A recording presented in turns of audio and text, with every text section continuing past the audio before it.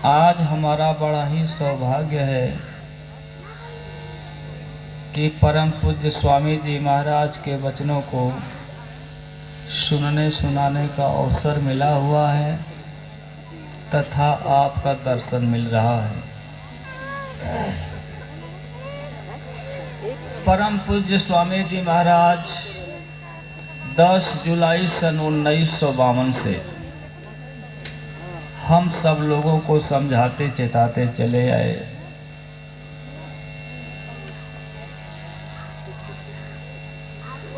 स्वामी जी महाराज ने समझाया, बच्चा जहाँ तुम रहते हो यह देश तुम्हारा नहीं है।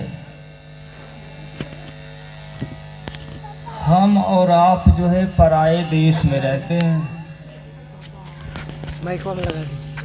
हम लोगों का देश कहीं और है।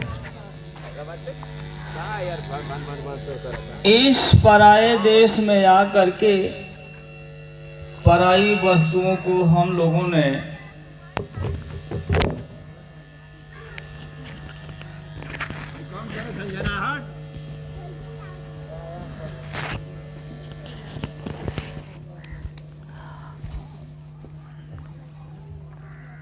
पराई वस्तुओं को अनजान में अपना समझ करके हम सब लोगों ने प्यार कर लिया और उसी में हम और आप जो है फंसा लिए गए। वास्तव में यह देश पराया है तो यह है किसका देश? यह काल माया का देश है, भूल भरम का देश है। संत महापुरुष आकर के इस भेद को बताते हैं। आखिर ये संत सदगुरु कौन होते हैं? संत महापुरुष कौन होते हैं? संत सदगुरु का मतलब कि जो आदि से अंत तक जानते हों, वही जो है संत सदगुरु कहलाते हैं। उस प्रभु में और संत सदगुरु में कोई भेद, कोई अंतर नहीं रहता है। बस ये है कि मानव शरीर में आकर के हमको और आपको समझाते चेताते हैं लोग। भानु रूप मालिक सुन भाई, नर देही में राह छिपाई। वह सर्वशक्तिमान मालिक जो है आकर के मानव शरीर में छिप करके छोटे बन करके रहते हैं, इसलिए हम और आप नहीं समझ पाते हैं। तो वही संत महापुरुष आकर के समझाते हैं। गुरु महाराज ने कहा यह काल माया का देश है, भूल भरम का देश है। यह दुनिया जो है मुसाफिर खाना है। इसी मुसाफिर खाने में हम और आप आए हैं कुछ समय के लिए। हम चले जाएंगे, फिर दूसरा कोई आ जाएगा, दूसरा चला जाएगा, फिर कोई तीसरा आएगा। ये दुनिया चलती रहेगी।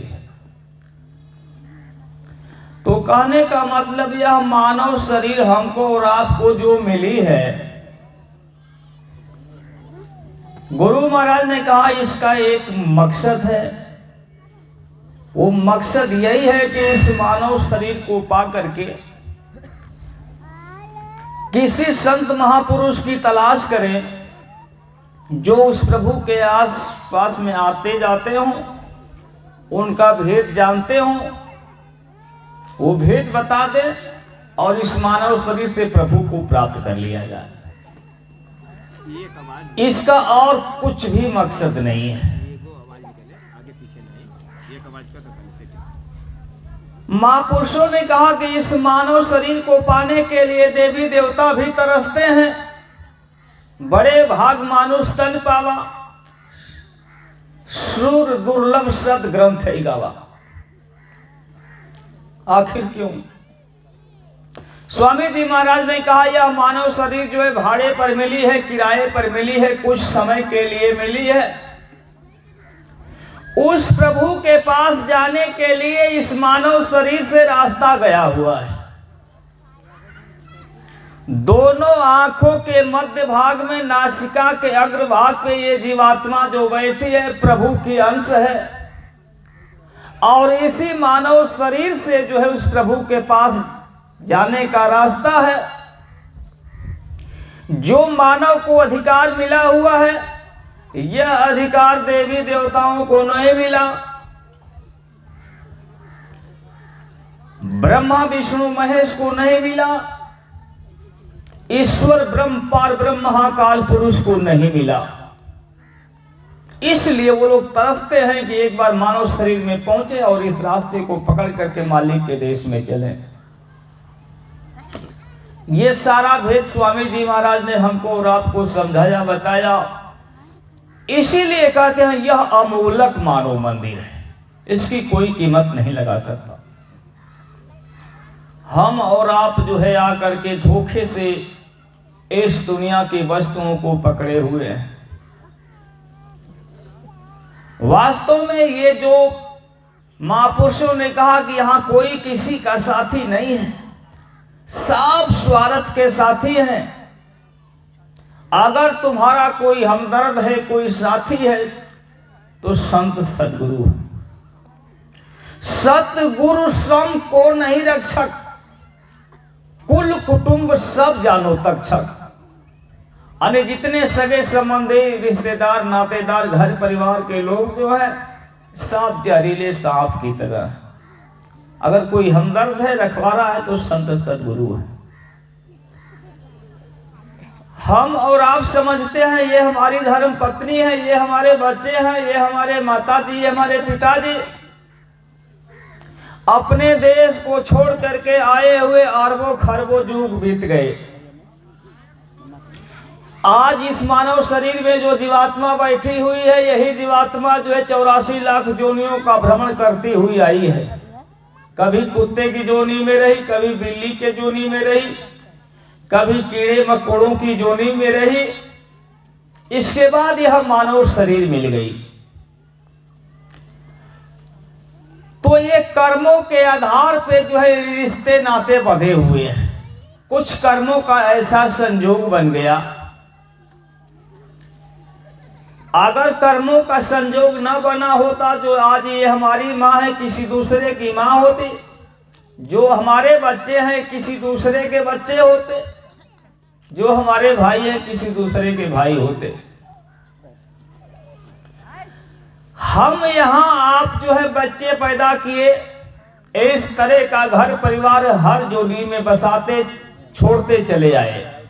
कुत्ते की जोड़ी में रहे, वहां भी बच्चे पैदा किए, फिर दूसरे जोड़ी में गए, वहां पैदा किए, छोड़ दिए।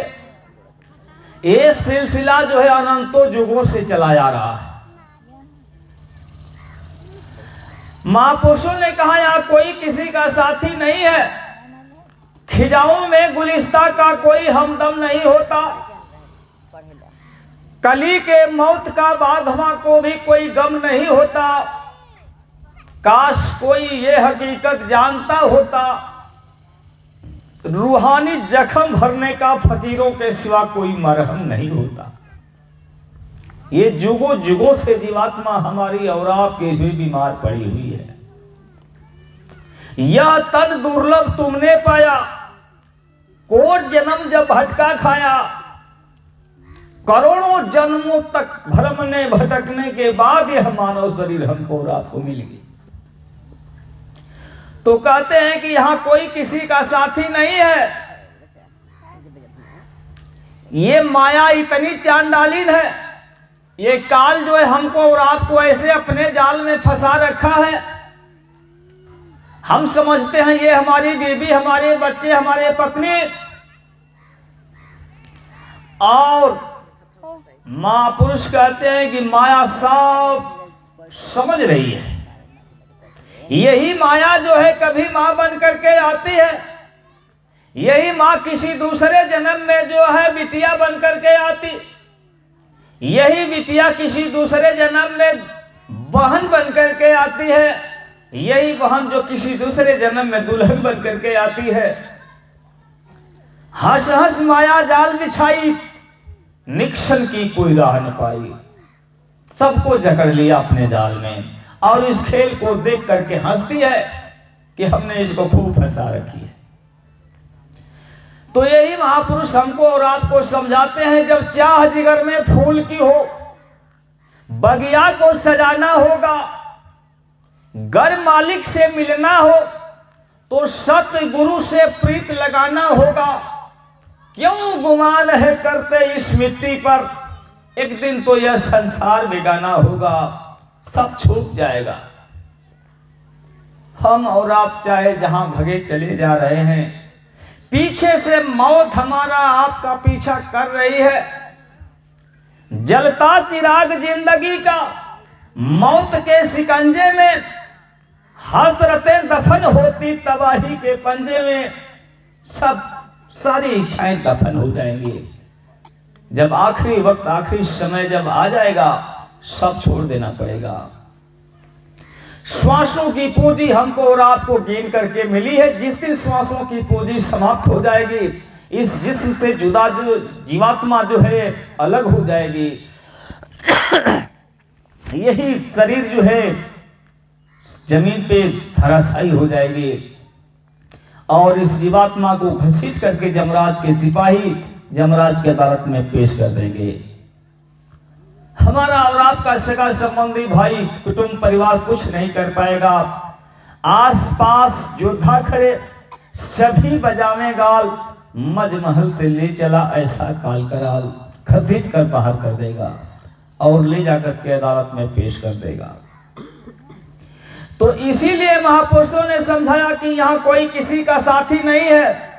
जग में घोर अंधेरा भारी, तन में तम का भंडारा, स्वप्न जागृति दोनों देखी, भूल भुलैया धर मारा, जीव अजान भया परदेसी, देश बिसर गया निशारा। जैसे हम और आप जो है निद्रा अवस्था में सो जाते हैं, स्वप्न देखते हैं, स्वप्न में राजे महाराजे बन जाते हैं। जब आंखें खुलती हैं तो पता चला कि हम भिखारी थे, गरीब थे, तो उसी तरह भिखारी और गरीब पड़े हुए हैं। सारा स्वप्न जो है चकनाचूर हो गया। उसी तरह से कह रहे हैं कि जग में घोर अंधेरा भारी, इस संसार में चारों तरफ अंधकार छाया हुआ है। क्योंकि यह जीवात्मा जिस देश की वासी है, वह देश जो है बड़ा ही प्रकाशवान है। एक एक रोम में संत सदगुरु के एक एक रोम में अरबों खरबों सूर्यों का प्रकाश निकलता है। उस देश को छोड़ करके इस अंधकार के देश में जीवात्मा आकर के फंस गई है। तो जग में घोर अंधेरा भारी, तन में तम का भंडारा, इस शरीर के अंदर भी अंधकार ही भरा हुआ है। शरीर के अंदर 9 दरवाजे, गुदा द्वार, इंद्रिय द्वार, 2 आंख, 2 कान, 2 नाक और 1 मुख, 9 दरवाजे। जीवात्मा जहां बैठी है ये 10वां दरवाजा है। तो यहां भी सब अंधकार है। जीव जान भय करेंगे, स्वप्न जागृति दोनों देखी। आने जब हम इन चरम आंखों से इन वस्तुओं को देख रहे हैं, इस दुनिया को देख रहे हैं, जब समय आ जाएगा हमेशा हमेशा के लिए आंखें ये बंद हो जाएंगी। उस समय ये सारी वस्तुएं जो है, ये सारा संसार जो है उस स्वप्न की तरह धराशायी हो जाएगा, सब छूट जाएगा यहीं पे। तो एक सोने अवस्था का स्वप्न है और इन चरम आंखों से जो देख रहे हैं ये जागृत अवस्था का स्वप्न है। स्वप्न जागृति दोनों देखी, भूल भुलैया धर मारा। इस भूल भुलैया के देश में आकर के हम और आप भटका खा रहे हैं। जीव अजान भया परदेसी, अने हम और आप जो है अनजान में आज पराए देश में आकर के परदेसी बने हुए हैं। जीव अजान भया परदेसी, देश बिसर गया निज सारा, अने अपना देश जो है छूट गया और दूसरे की देश में आकर के दूसरी वस्तुओं को अपना समझ करके उसी में हम और आप जो फंस गए। हम समझते हैं कि ये हमारी धर्म पत्नी हमको प्राण से बढ़ करके प्यार करते हैं। महापुरुष कहते हैं कि जा दिन मन पंछी उड़ गई है, तादिन तेरे तन तरवर के सभय पात झड़ गई है। घर के कई है बेगहि काड़ो भूत भये को खई है, जा प्रियतम सो प्रीत घनेरी सो देख दे रही है। कहाँ वह ताल कहाँ वह शोभा देखत धूल उड़ई है, भाई बंधु कुटुंब कबीला सुमिर सुमिर पछतई है, सो तो सुर दुर्लभ देवन को सत संगत मह पई हो। जादिन मन पंछी उड़ गई है, अनेक श्वासों की पूंजी समाप्त, जीवात्मा इस जिस्म से जुदा हो जाएगी, सारा समा नहीं छूट जाएगा। तादिन तेरे तन तलवर के सभे बात झड़ गई हैं। हम समझते हैं कि धर्म पत्नी हमको प्राण से बढ़ करके प्यार करती है, उन्हीं से अगर कहा जाएगा कि तुम्हारे पति का देहांत हो गया, अब इस दुनिया में नहीं आए रहेंगे, चले गए, आज जरा अपने पतिदेव के साथ में सो ले, वही कहती हैं कि बेगहि काड़ो भूत भये को खई है, जा प्रियतम सो प्रीत घनेरी सो देख दे रही हैं। वही कहते हैं कि इनको जल्दी से लेकर के आप लोग जाइए और अंतिम संस्कार कर दीजिए, हमको इनके साथ में अकेले घर में नहीं रहना है, ये प्रेत बन करके हमको पकड़ लेंगे। बस यही तो रिश्ता था। कहावा ताल कहावा शोभा देखत धूल उड़ई है, भाई बंधु कुटुंब कबीला सुमिर सुमिर पछतई है, सो तो सुर दुर्लभ देवन को सत्संगत मह पई है। ये सारा ज्ञान जो है संत महापुरुषों के कदमों में बैठ करके हमको और आपको समझने के लिए मिलता है। स्वामी जी महाराज ने कहा, बच्चा ये जीवात्मा जो है उस प्रभु के अंश है, ईश्वर अंश जीव अविनाशी, चेतन अमल सहज सुख राशि। बालू के लाखों कण छोटे कर दिए जाएं, उससे भी बारीक यह जीवात्मा है। अगर यह अपने वास्तविक रूप में आ जाए तो उस प्रभु में और संत सदगुरु में कोई भेद नहीं होता है, उसी तरह से संत सदगुरु और इस जीवात्मा में कोई भेद नहीं रहता है। प्रभु के समान ये सूरत जीवात्मा हो जाती है। इसके अंदर वो पावर है, गुरु महाराज ने कहा कि पलक झांकते झांकते अरबों खरबों ब्रह्मांड की रचना कर लेती है। लेकिन गुरु महाराज ने कहा गुरु से प्रेम करना पड़ेगा, जब तक प्रेम नहीं करेंगे तब तक काम होने वाला नहीं है। ये महापुरुष आकर के हमको और आपको जो है मालिक का भेद बताया, कहा कि ये जीवात्मा बिल्कुल नाके पे बैठी हुई है, नीचे जो है मृत्य लोक है और ऊपर जो है स्वर्ग लोक है, बिल्कुल दरवाजे पे बैठी हुई है। अगर ये उलट जाए तो स्वर्ग लोक में प्रवेश करेगी। यहां से लाखों योजन ऊपर जो है ईश्वर धाम है और ईश्वर धाम से करोड़ों योजन ऊपर जो है ब्रह्म धाम है, ब्रह्म धाम से अरबों योजन ऊपर जो है पार ब्रह्म धाम है, वहां से जो है अरबों खरबों योजन ऊपर जो है महाकाल पुरुष का धाम है, उसके ऊपर जो है सतपुरुष का धाम है, उसके परे जो है अलग पुरुष अगम पुरुष अनामी महाप्रभु। तो जीवात्मा इसी रास्ते को पकड़ करके अनामी धाम तक जाएगी, लेकिन संत सदगुरु से प्रेम करना होगा। देखें गोस्वामी जी महाराज बांदा जिले में राजापुर गांव में कान्य कुब्ज ब्राह्मण परिवार में पैदा हुए। महापुरुषों ने कहा कि इस कलयुग में प्रभु के पाने का रास्ता बड़ा ही सरल, बड़ा ही आसान है। कलयुग केवल नाम आधारा, सुमिर सुमिर नर उतर ही पारा। तो कलयुग में मालिक से मिलने का भेद जो संत महापुरुषों ने आकर के खोला। सबसे पहले कबीर साहब आकर के रास्ते को खोल दिए। तो जरा हमको और आपको प्रमाण चाहिए कि क्या कोई इस कलयुग में 200, 100 वर्ष, 300, 400 वर्ष पहले लोग आए तो क्या प्रभु को लोगों ने प्राप्त किया? गोस्वामी जी महाराज आकर के रामचरितमानस की रचना कर दिए, प्रभु का वर्णन उन्होंने कर डाला। तो क्या प्रभु को उन्होंने देखा था? अगर देखा था तो प्रमाण दिखाने, कुछ प्रमाण चाहिए कि उन्होंने देखा था। तो जब राजापुर गांव में कान्यकुब्ज ब्राह्मण परिवार में पैदा हुए गोस्वामी जी महाराज, वो घराना जो था बड़ा ही विद्वानों का घराना था, बहुत पढ़े लिखे लोग रहते थे उस घर में। धीरे धीरे गोस्वामी जी महाराज जब बड़ा होने लगे, 200-300-400 बरस का जब हो गए, लोग समझाते चेताते रहे पढ़ा लिखा करो, उनके समझ में कुछ बात नहीं आती थी। तब लोग निराश हो गए कि हम लोगों के घर में ये मंद बुद्धि का लड़का जो है पैदा हो गया। जब कुछ और बड़ा हुए तो घर के लोग मारने पीटने लगे, समझाने लगे, लेकिन कुछ समझ में जब नहीं आया, लोगों ने कहा कि इसकी शादी कर दीजिए। जब शादी हो जाएगी, दुल्हन घर में आएगी तो ये सुधर जाएगा। कम उम्र में गोस्वामी जी महाराज की लोगों ने शादी कर दिया। शादी हो गई, दुल्हन जब घर में आ गई तो उनका पत्नी से लगाव हो गया, प्रेम हो गया,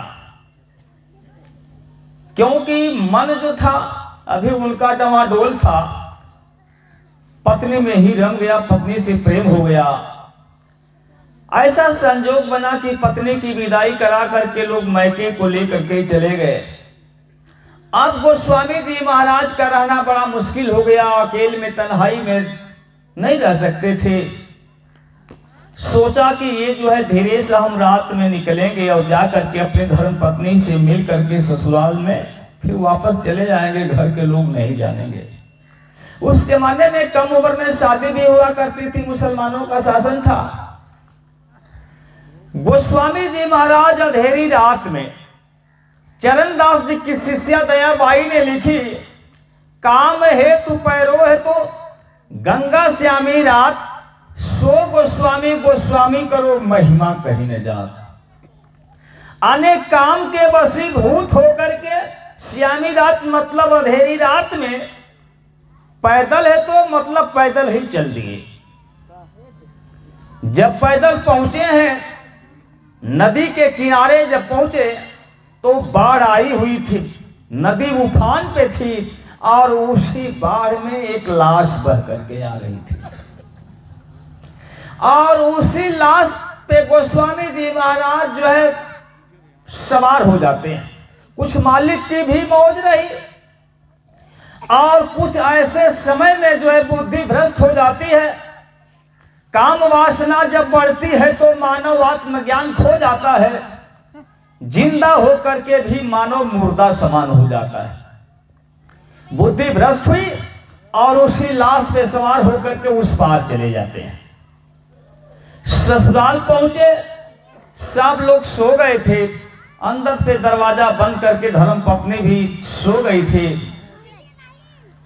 चारों तरफ घूम रहे हैं, जा करके जब घर के पीछे गए तो एक सांप लटक रहा था, दीवार से लकड़ी के माध्यम से सांप लटक रहा था। मालिक ने माध्यम बनाया था, उसी सांप को पकड़ करके गोस्वामी जी महाराज जो है आंगन में उतर गए। धर्म पत्नी जब धमाके की आवाज सुनती है तुरंत जग गई, सोची कोई डकैत आ गया। जब देख रहे हैं गोस्वामी जी महाराज को, अपने पतिदेव को पूछी, अरे आप इतनी अंधेरी रात में कैसे चले आए?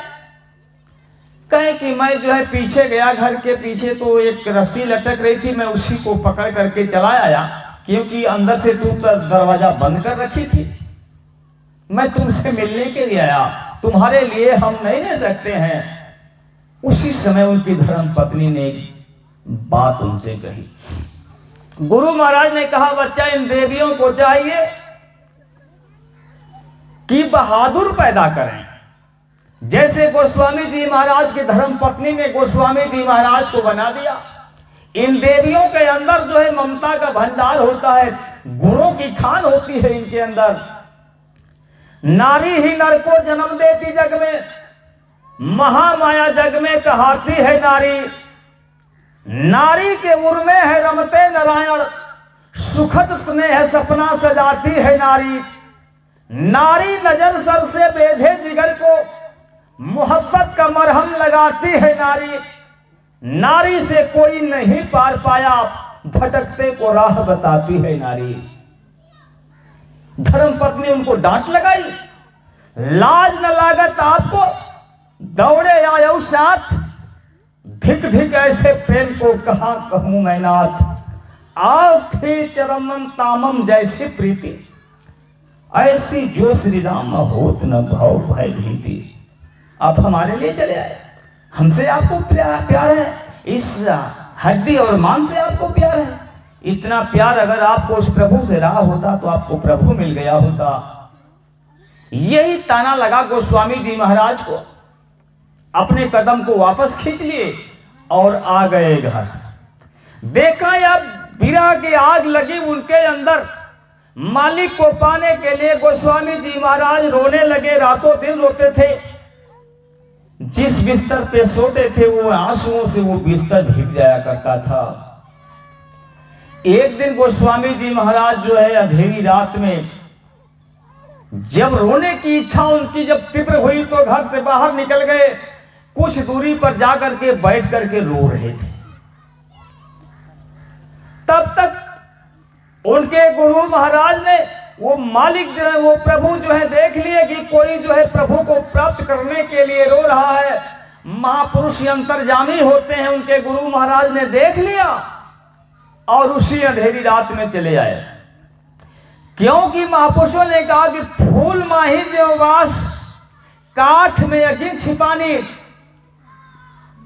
बिन खोदे मिले नहीं है धरती में पानी। जैसे दूध में घृत छिपा छिपी मिहदी में लाली, वैसे पूर्ण ब्रह्म है कहूं तिल भर नहीं खाली। ये महापुरुष जो है देखते रहते हैं। देख लिए उन्होंने कि कोई रो रहा है। अंधेरी रात में गोस्वामी जी महाराज के पास हाजिर हो गए। कहे अरे बच्चा, इतनी अंधेरी रात में यहाँ क्यों रो रहे हो? चेहरा जगमगा रहा था गुरु महाराज का। गोस्वामी जी महाराज को समझते देर न लगी, चरणों में गिर कर रोने लगे। हुजूर, मैं उस प्रभु को प्राप्त करने के लिए रो रहा हूं। कहे चुप हो जाओ, मैं तुमको उस मालिक से मिलने का रास्ता बताता, भेद बताता। आने 1 घंटे के अंदर उन्होंने नामदान दे दिया। वही नामदान दिया जिस नाम का वर्णन गोस्वामी जी ने कहा, कहां कहूं लगी मैं नाम बढ़ाई, राम न सकहि नाम गुण गाई। वही नाम को दान में दे दिया। तो कहा कि देखो ये 5 नाम का भेद बता रहा हूं। जीवात्मा जहां बैठी है लाखों योजन ऊपर ईश्वर धाम, उसका ऐसा रूप है। इस स्थान पे बैठे हुए हैं और ये उनकी आवाजें हैं। उसके ऊपर जो है करोड़ों योजन ऊपर ब्रह्म धाम है, वहां जो है ब्रह्म पुरुष बैठे हुए हैं, वहां उनकी आवाज सब कुछ बता दिया।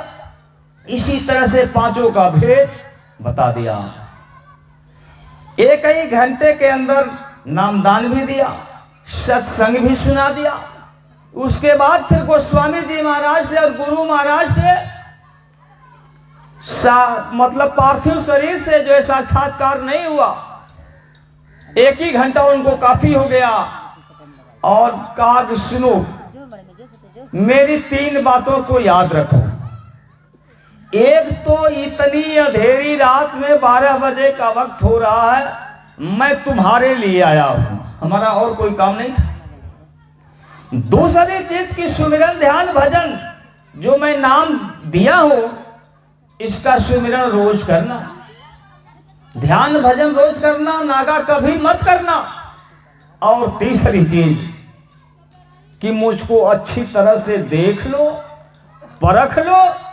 जब तुम्हारी ये जीवात्मा जगेगी, स्वर्ग लोक में प्रवेश करेगी, तो मैं मिलूंगा। यहां मैं तुमसे इस शरीर से मिल रहा हूं और अंदर में जब चढ़ाई करोगे ईश्वर धाम, ब्रह्म धाम, पार धाम, फिर उधर ऊपर चढ़ाई करते चलोगे, मैं हर जगह तुमसे मिलता रहूंगा, तुम्हारी मदद करता रहूंगा। ये सब उनको समझा दिए। गोस्वामी जी महाराज घर पे आकर के, नौजवानी की उम्र थी, भजन ध्यान करने लगे। आने गोस्वामी जी महाराज का जो है जन्म जो 1589 में हुआ था। और संवत 1614 में गोस्वामी जी महाराज की जीवात्मा जाग जाती है। उस मालिक से साक्षात्कार हो गया, उस प्रभु के पास आने जाने लगे। उस दिन का वर्णन, उस समय का वर्णन गुरु महाराज ने कहा कि 12 बजे रात में गोस्वामी जी महाराज साधना कर रहे थे, जीवात्मा उनकी जाग गई और ये शरीर यहाँ पड़ी हुई है। जीवात्मा निकल करके जाकर के उस मालिक के देश में सैर कर रही है, आनंद ले रही है, उन बाजों को, आवाजों को सुन रही है और मालिक के रूप को देख रही है। इतनी जीवात्मा वो मस्त हो गई कि धीरे धीरे 10 बज गया, सुबेरा हो गया। अंदर दरवाजा बंद किए, जब उनकी नींद खुली देख रहे हैं, आने जीवात्मा जब वापस शरीर में आई तो देख रहे हैं तो 10 बज चुका है। ऐसा वो देश था। तो कहने का मतलब 24.5 वर्ष की अवस्था में ही गोस्वामी जी महाराज को प्रभु की प्राप्ति हो गई, मालिक के पास आने जाने लगे। अब धीरे धीरे लोगों का जो है आना जाना लग गया उनके पास। बड़े बड़े राजे महाराजे आने लगे। घर के लोग तो यही सोचते थे कि ये हम लोगों के घर में ये लड़का जो है पागल पैदा हुआ है। लेकिन जब राजे महाराजे आने लगे तो धीरे धीरे लोगों को जो है ये हुआ कि कुछ शक्ति जरूर है इसके अंदर। उसी दौरान उसी राजापुर गांव में बनारस शहर का एक लड़का रहता था, एक सेठ जहां नौकरी करता था, जिसका नाम था हृदय नारायण अहिर था। एक लड़का था। गोस्वामी जी महाराज के पास वो भी आता जाता रहा। गोस्वामी जी महाराज ने उसको भी नामदान दे दिया। आने स्वयं प्रभु को प्राप्त कर लिए थे, हृदय नारायण को भी नामदान दे करके उसको भी रास्ता बता दिया। हृदय नारायण भी वहीं रह करके और वो भी प्रभु को प्राप्त कर लिया। जब वो प्रभु को प्राप्त कर लिया, हृदय नारायण एक दिन दीन बन करके अपने गुरु महाराज से प्रार्थना किया, हुजूर आप जो है हमको ये बताइए कि ये जितने जीव हैं क्या ये सब लोग दुखी हैं कि सब लोग सुखी हैं? जानता तो सब कुछ है, क्योंकि प्रभु को प्राप्त वो भी कर लिया था। लेकिन हमारे लिए और आपके लिए प्रश्न कर रहा है कि लोग आएंगे तो लोग समझेंगे। तब गुरु महाराज ने उनको समझाया कि सुन हृदय मैं कहा बताऊं, जीव विपत्तों को समझाओ। 4 खान जीवन की होई, जा में सुखी न देखा कोई। हृदय नारायण देखो 4 खाने होती हैं, अंडज, पिंडज, उखमज और स्थावर। जो अंडे से जीव पैदा होते हैं वो अंडज खान में रखे जाते हैं, जैसे पक्षियां वगैरह हैं। जो पेट से बच्चे के रूप में पैदा होते हैं उनको पिंडज खान में रखा गया, जैसे ये भेड़ बकरा मानव इत्यादि जीव आते हैं। और जो ये कीड़े मकोड़े होते हैं गर्मी में, बारिश के मौसम में ये जो है पैदा हो जाते हैं, इनको उखमज खान में, और इन पेड़ पौधों को स्थावर खान में। करें कि इसमें हमने किसी को सुखी नहीं देखा। और मैं जन्म मरण क्या कहूं लेखी, पूछे कही जाए नहीं है कि मैं इन चर्म आंखों से देख करके तुमको नहीं बता रहा हूं, जीवात्मा की आंख से देख करके सारी बात तुमको बता रहा हूं। और तुमको खास रूप से इस मानव शरीर के विषय में बताऊंगा, क्योंकि ये सृष्टि का सिरमौर है, ये असरफुल मखलूकात है। तो मानव शरीर की उत्पत्ति बता रहे हैं कि जन्मत गर्भ माहिका लेखा, जरते जठर अगिनमय देखा, ज्यों कीड़े मोर के माही, तड़पत जेठ तपन में भाई, छटपट करे तपत रहे पानी, यही दशा गर्भ में जानी। करें कि माँ के पेट में जब बूंद पड़ जाती है तो महीने महीने गंदे खून से माँ के पेट में मांस का लोथड़ा तैयार होता चला जाता है। 5 महीना जब हो जाता है, मांस का लोथड़ा माँ के पेट में बड़ा हो जाता है। उसके बाद कर्मों के अनुसार, जैसे जीवात्मा का अगर कर्म है राजघराने में जाए तो राजा के घर में वो बच्चा पैदा होगा, या उसका कर्म है भिखारी के घर में जाने लगा तो भिखारी के घर में पैदा होगा। कर्मों के अनुसार जीवात्मा को उस मांस के लोथड़े में ऊपर से मालिक ने प्रवेश करा देता है। जीवात्मा के अंदर ताकत है कि पलक झांपते झांपते अरबों खरबों ब्रह्मांड की रचना कर लेती है। जीवात्मा की ताकत से उस मांस के लोथड़े में बहुत सारे ये सुराग बन करके तैयार हो गए और वह मांस का जो लोथड़ा था हरकत करने लगा। माताएं कहते हैं कि अब जो है हमारे पेट में जीव पड़ गया है। मां के पेट में अब उस बच्चे की हालत क्या है? करे कि जन्मत गर्भ माहिका लेखा, जरते जठर अग्निमय देखा। मां के पेट में जठराग्नि जलती है, आग जलती है। आग को जलते हुए मैंने देखा। ज्यों कीड़े मोर के माही, तड़पत जेठ तपन में भाई। जैसे जेठ वैशाख के महीने में कीड़े मकोड़े छटपटाते हैं धूप से, या गर्म पानी में किसी को डाल दिया जाए वो छटपटा उठता है, उस तरह से मां के पेट में वो जठराग्नि आग में वो बच्चा जो है जल रहा है। पीड़ा बर्दाश्त नहीं हो रही है। करे कि आप जोनी संकट की सुनो भाई, रहे 9 मास नरक के माही। उल्टे गर्भ रहा लटकाना, औंधे मुख मल मूत्र समाना। मुख उल्टे लटका रहा, गर्भवास के मां कहां कहूं दुखंत को जाने भोग समान। मां के पेट में वो बच्चा जो है उल्टा टंगा हुआ है, पैर ऊपर के तरफ, सिर नीचे की तरफ। उसी आग में वो जल रहा है, पीड़ा बर्दाश्त नहीं हो रही है। जीवात्मा चेतन है मां के पेट से। वो जीवात्मा देख रही है कि वो प्रभु के रूप में संत सदगुरु विराजमान है, मौजूद है।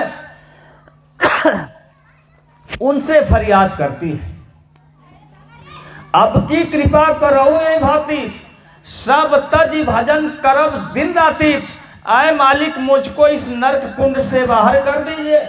मैं सब कुछ त्याग करके इस मोह माया की दुनिया में आकर के सबको त्याग दूंगा और मैं आपका भजन करूंगा।